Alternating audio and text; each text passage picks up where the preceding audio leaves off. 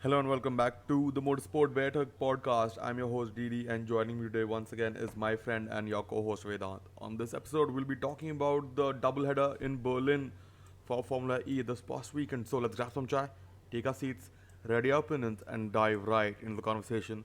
Hello Vedant. It was probably the best racing I've seen in Formula E in a while.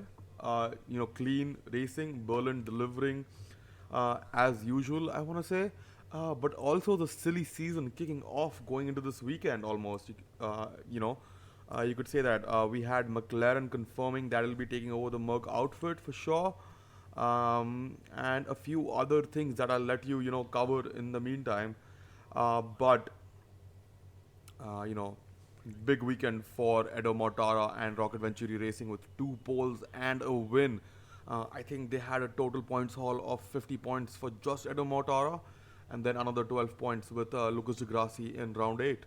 So, which also propels Edo Mortara to P2 in the drivers' championship, and helps out Rocket Venturi massively in the constructors. Yeah, absolutely. Edo Mortara started the season strong, but he fell behind during the middle part of the first half of the season. But yeah, now that after round 8, the first half of the season is complete, Edo Mortara is back into championship contention. But yeah, talking about the silly season, as you said, so here's some news. McLaren, obviously, you just said that will be taking over the Mercedes outfit, and Stoffel Van Dorn will be leaving that outfit to join Jean-Luc Vergne at a DS and Penske tie-up, which means that the Penske name will be leaving the Dragon team. So let's see where the Dragon team goes. But since Jev and Stoffel Van Dorn both are LMP2 drivers, full-time LMP2 drivers, the Stellantis group only wants one of them to be involved in LMP2 with their team. And since Jev has already signed up with the Peugeot team, I think Stoffel Van Dorn will have to find some privateer LMP2 uh, car, basically. But with Stoffel Van Dorn moving over to the DS outfit, it means that Antonio Felix da Costa will leave the DS outfit and move over to most likely Porsche, where Andre Lotterer is most likely leaving the championship.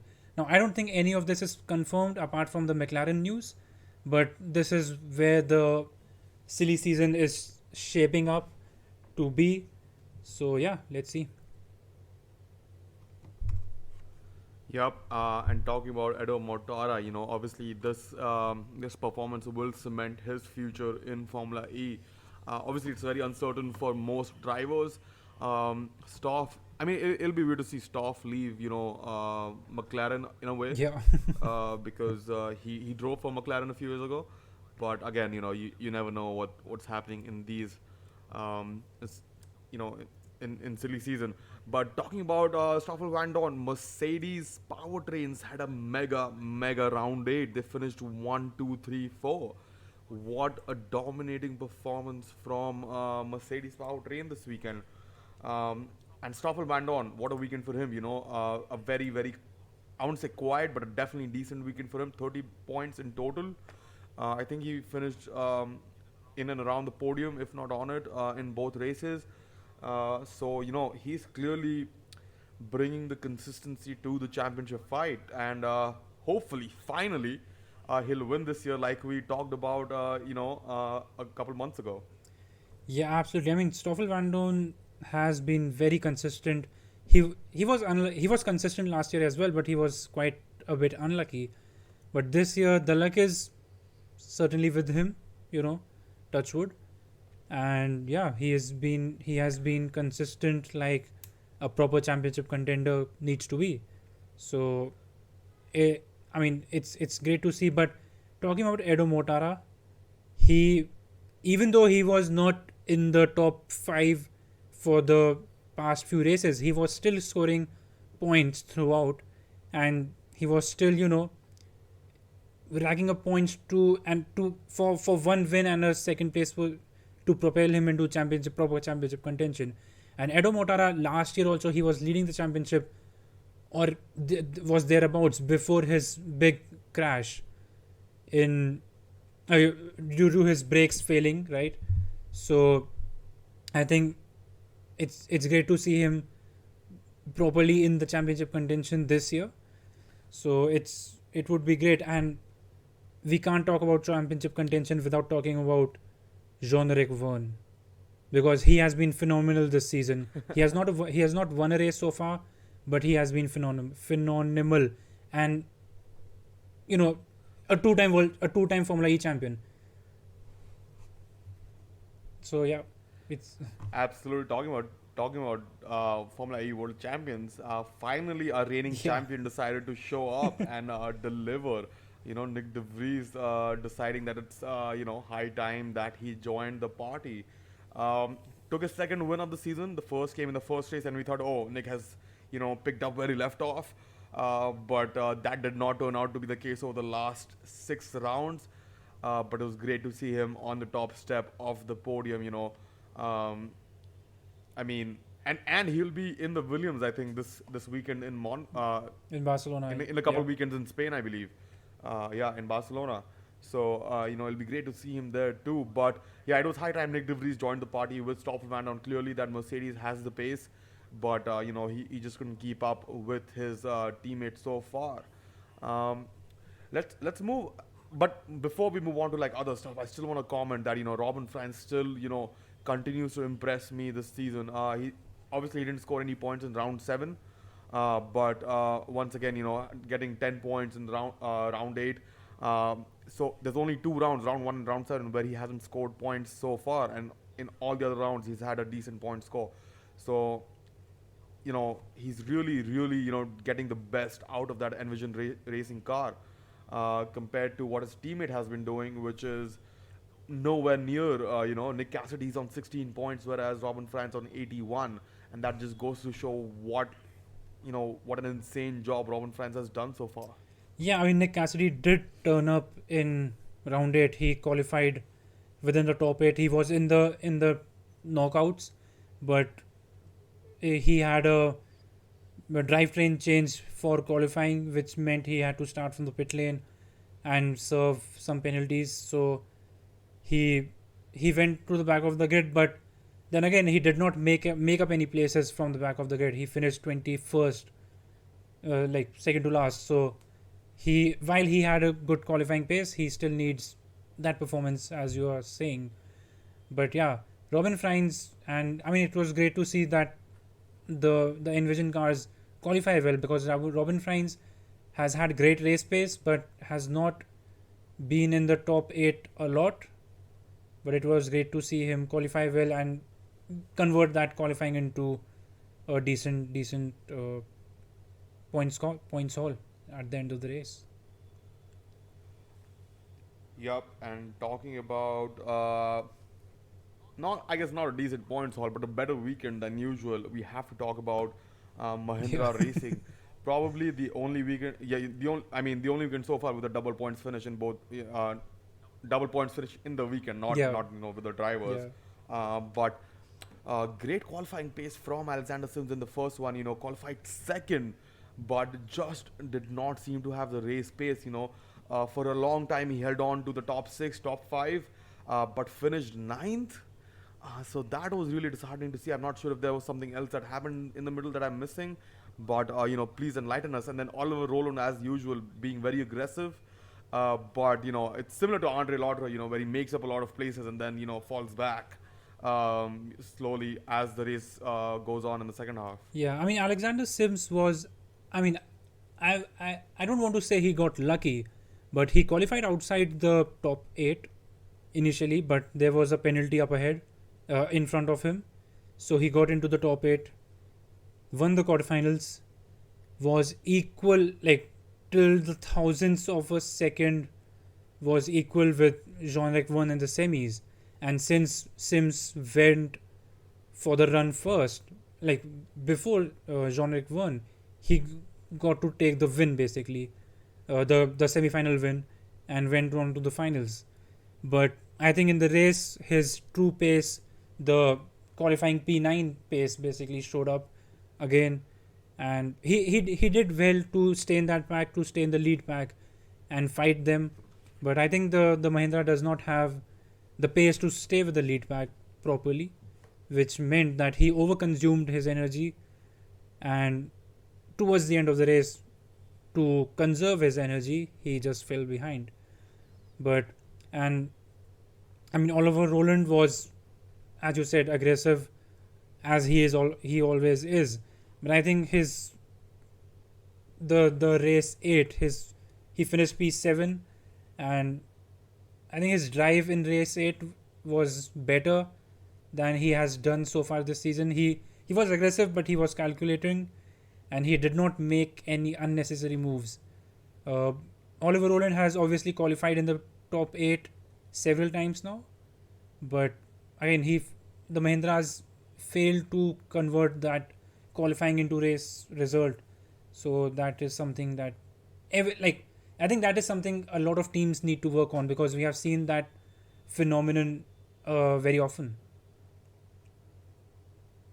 Yeah, yeah, and yeah. I mean, those were the highlights for me. I couldn't really catch the entire race, both times. So really depended on the highlights.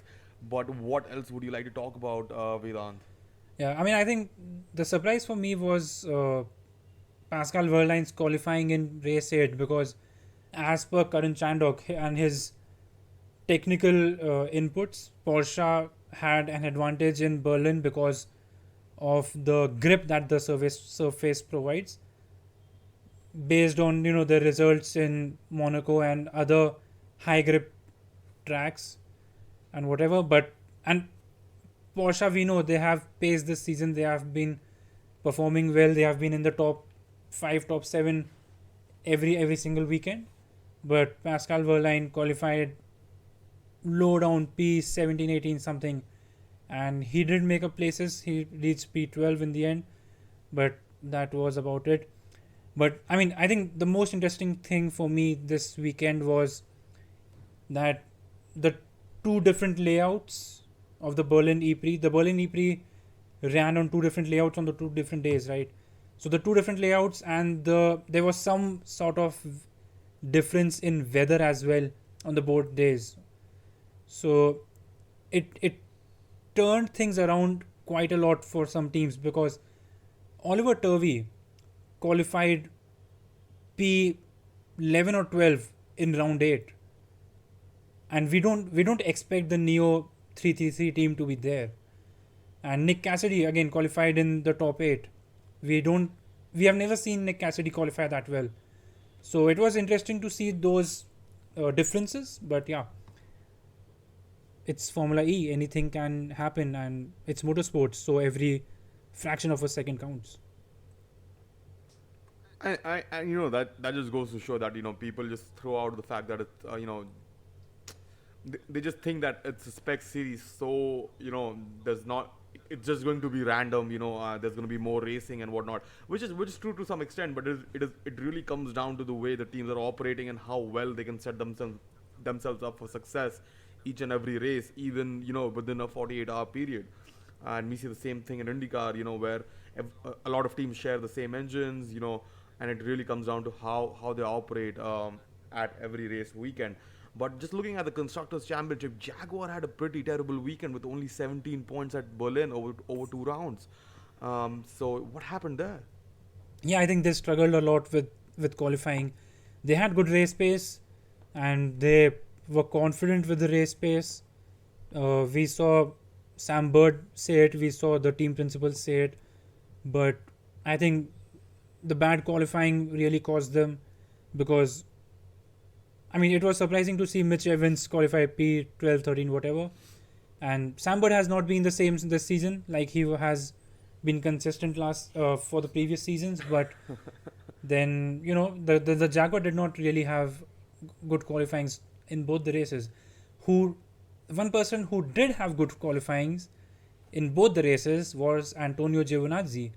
Now I think he has improved his control of the car and his driving of the car at full power, if that is to say, in qualifying, and without any energy management restrictions. Attack mode. Yeah, but I think the biggest challenge of Formula E is still energy management, which even the veterans struggle with.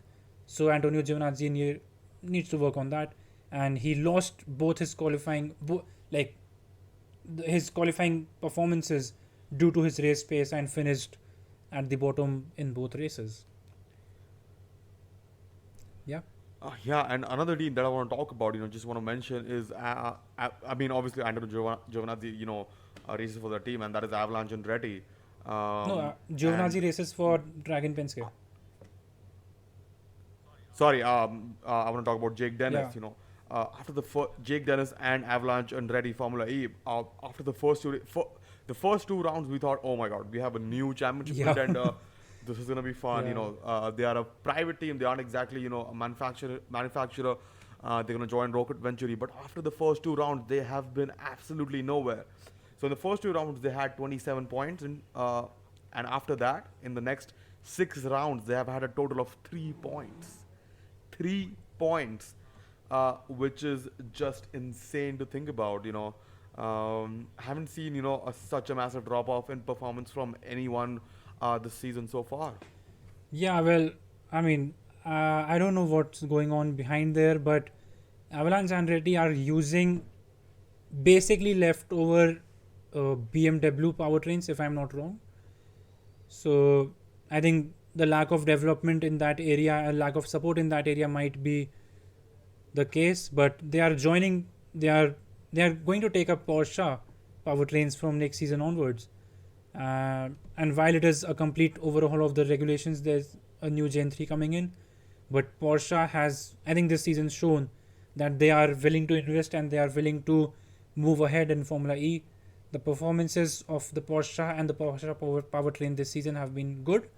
So I think Avalanche and Andretti have only, they don't have anything to worry about. They only have high hopes to go along with. Absolutely. And that's all from my side. Without any last thoughts before we wrap up this podcast? Yeah, well, not a last thought, but Vancouver, I think Vancouver, we had a round in Vancouver this season, which has been cancelled and replaced by Marrakesh. Now, the good thing about Marrakesh is Mahindra has been fairly successful in Marrakesh. I think they have a win and a few podiums there, and Dilmag Singh absolutely loves that place.